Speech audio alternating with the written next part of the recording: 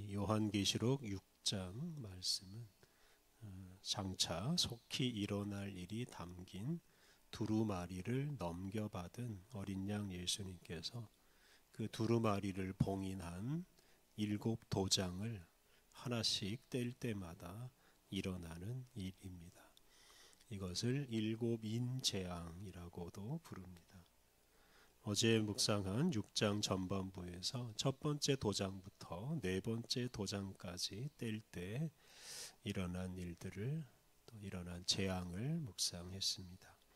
전쟁과 물가 상승, 이런 정치 경제적 혼란이 일어나서 이 로마 제국 안에 있는 많은 사람들이 고생하고 죽는 일까지 일어날 것을 예고하였습니다.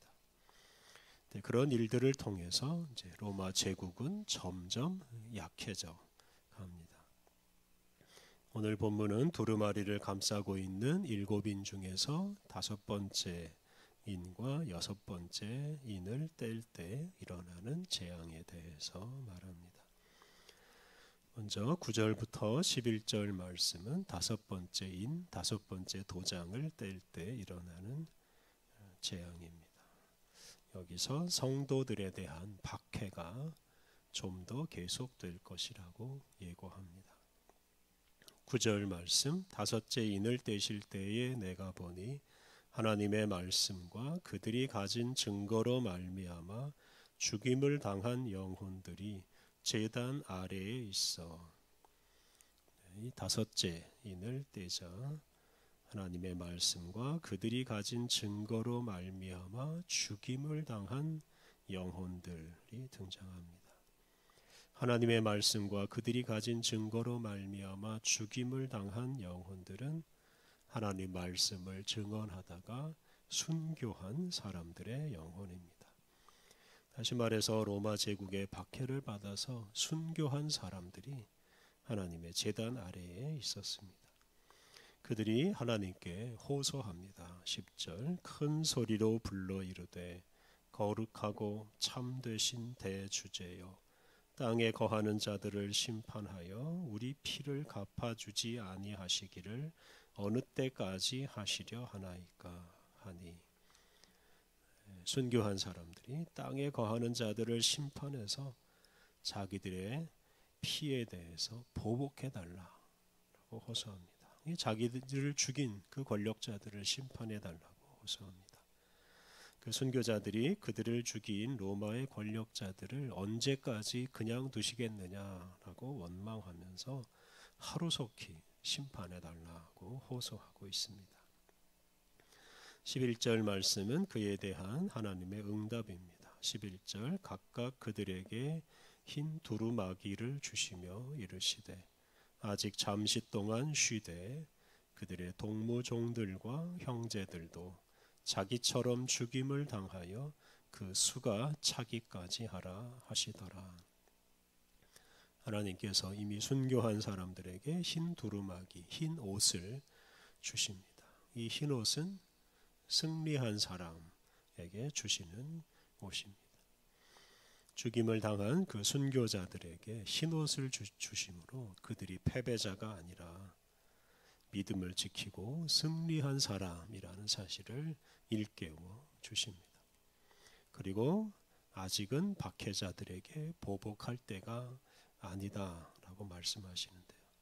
그러면서 기다리라고 하십니다. 순교한 이들의 동료들이 죽임을 당해서 일정한 수가 순교할 때까지, 그때까지는 기다려야 한다고 하셨습니다. 그러니까 아직은 보복할 때가 아니고 더 많은 사람들이 순교해야 보복할 때가 온다라는 뜻입니다. 그리고 그때까지는 쉬라고 하십니다. 당시에 많은 그리스도인들이 순교했습니다. 그 모습을 지켜보던 그리스도인들은 언제까지 그런 일이 계속될까 두려워하고 있었습니다. 하루빨리 예수님께서 개입하셔서 그 시기가 끝나기를 기다리고 있었습니다. 그런데 하나님께서는 고난의 때가 좀 더 지속되어야 한다고 하셨습니다. 그러면서도 순교자의 수가 차면, 즉 하나님의 때가 되면 그 박해자들에 대한 보복이 시작될 것이라고 말씀하셨습니다. 12절부터 17절까지 말씀은 이제 여섯째인 여섯 번째 도장을 뗄 때 일어나는 재앙입니다. 여기서는 우주적인 차원의 재앙이 일어날 것이라고 예고하십니다. 12절부터 14절 내가 보니 여섯째 인을 떼실 때에 큰 지진이 나며 해가 검은 털로 짠 상복같이 검어지고 달은 온통 피같이 되며 하늘의 별들이 무화과 나무가 대풍에 흔들려 설익은 열매가 떨어지는 것 같이 땅에 떨어지며 하늘은 두루마리가 말리는 것 같이 떠나가고 각 산과 섬이 제 자리에서 옮겨지매 여섯째 인을 떼자 지진이 일어나고 해와 달과 별들이 그 자리에서 이탈하고 하늘과 땅도 자기 자리를 찾지 못합니다. 그래서 전 우주적인 대격변이 일어납니다. 이는 어느 한 지역이나 어느 한 나라에 국한되지 않는 전 세계적이고 우주적인 재앙이 일어날 것을 예고하는 말씀입니다.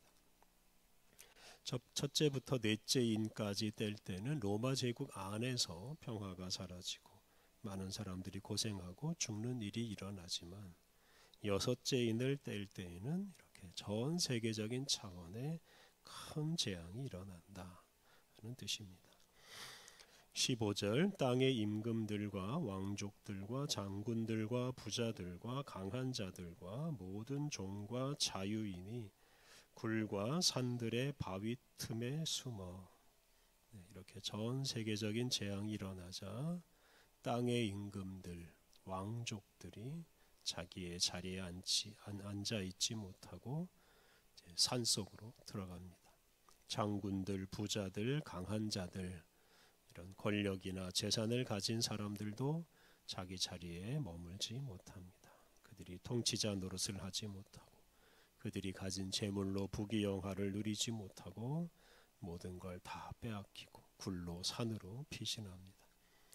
이렇게 하나님께서는 당신을 거역하는 왕들과 권력자들과 부자들을 먼저 심판하십니다. 그리고 이어지는 구절을 보면 모든 종과 자유인들, 즉 모든 사람들이 다 두려워서 굴과 산으로 숨는다고 말씀하십니다. 이렇게 전 세계적으로 그리고 모든 사람에게 아주 혼란스럽고 두려운 일이 일어날 것을 예고하십니다. 16절, 17절 산들과 바위에게 말하되 우리 위에 떨어져 보좌에 앉으신 이의 얼굴에서와 그 어린 양의 진노에서 우리를 가리라. 그들의 진노의 큰 날이 이르렀으니 누가 능히 서리요 하더라. 산과 바위 사이에 숨은 사람들이 보좌에 앉으신 이의 이와 어린 양의 진노가 두려워서 차라리 산과 바위에 덮이고 싶다라고 말합니다. 이렇게 우주적이고 전 세계적이고 모든 사람에게 진노하시는 이런 하나님과 어린 양 예수님을 모든 사람이 두려워하고 그분 앞에서 떠옵니다. 이렇게 천지를 뒤흔드는 재앙을 통해서 예수님께서는 이 세상의 진정한 통치자가 누구인지를 알게 하십니다. 제 아무리 큰 권력을 가진이라도 그는 예수님 앞에서 두려워 떨어야 하는 연약한 존재일 뿐입니다. 오늘 본문에서 어린 양 예수님은 당신의 통치 영역은 당신을 믿는 사람들을 넘어서 로마 제국 전체 그리고 더 나아가서 온 우주 만물에 이른다고 말씀하십니다.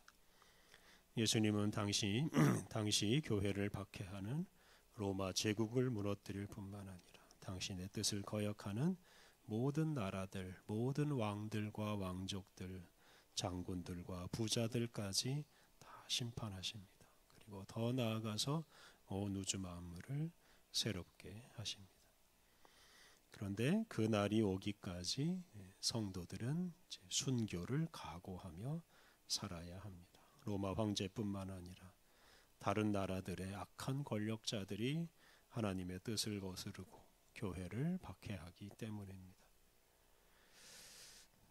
그런데 그렇게 교회를 박해하는 이들은 결국은 실패하고 말 것입니다. 성도들이 그들의 박해에 굴복하지 않고 잘 참고 예수님을 믿고 살 때 결국은 온 세상을 다스리시는 예수님의 뜻이 이루어지기 때문입니다.